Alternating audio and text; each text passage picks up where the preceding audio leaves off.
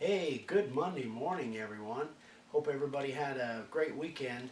Um, we're starting to get pretty cold weather out here, so we're probably going to start doing more of these inside than outside. But we'll just kind of take it day by day.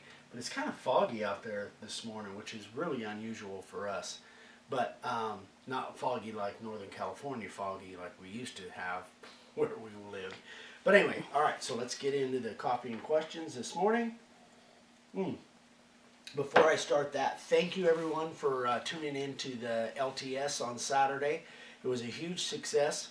Everybody seemed to like it, other than the technical difficulties that we had.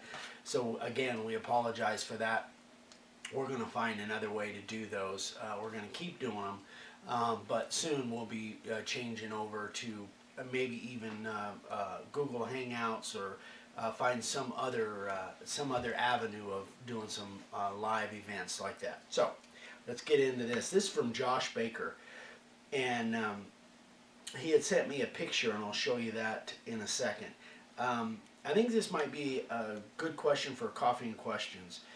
When doing a font that has different thicknesses throughout the letter, once you set your bit depth, do you slightly lift up on the router to make thinner portions of the letter? What's your method for doing this? Really good question. And these are the letters. He is sign carver of the day, by the way. Let me see if I can hold this steady for you, babe. Not sure I can. So this is obviously a script font, and it you can see a lot of different depths in or widths of the line. So the way I would do this, you guys, is I probably would do this depending on how big those letters are, but I think they're, we can assume that they're probably 1 to 2 inches tall, upper and lowercase obviously. So I think the way I would do this is I would do it with a profile bit that would allow me, probably not an SC50. SC50 might be too narrow, but a profile bit would be perfect. And I would set one depth, which would be maybe around as deep as you can go for the thin part of the line, so you can keep your router bit flat or your router base flat on the board. So this is one of those inset letters I would definitely carve with a profile bit, something very narrow, so you can get deep enough in those thin lines, and then on the thicker lines you just would make another pass, just like I do, when I'm carving a thick line outset or inset letter. So to answer your question directly, Josh, sorry about that, I wouldn't lift unless I was making something with a really sharp point.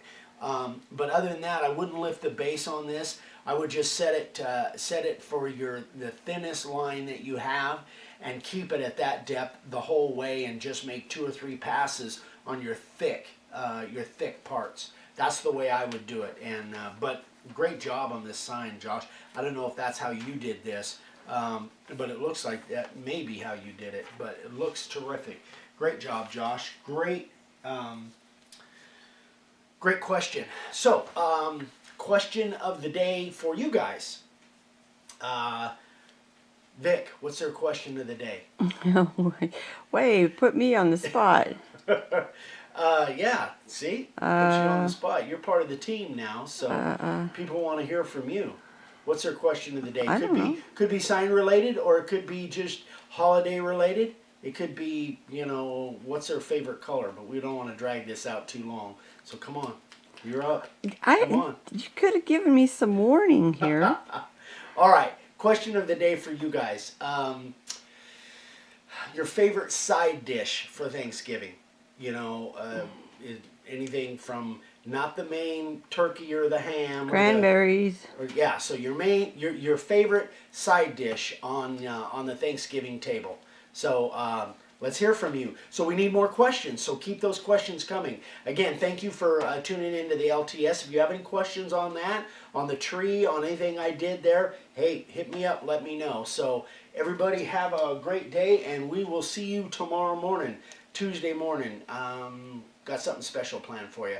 So talk to you later, guys. Have a great day. Bye-bye.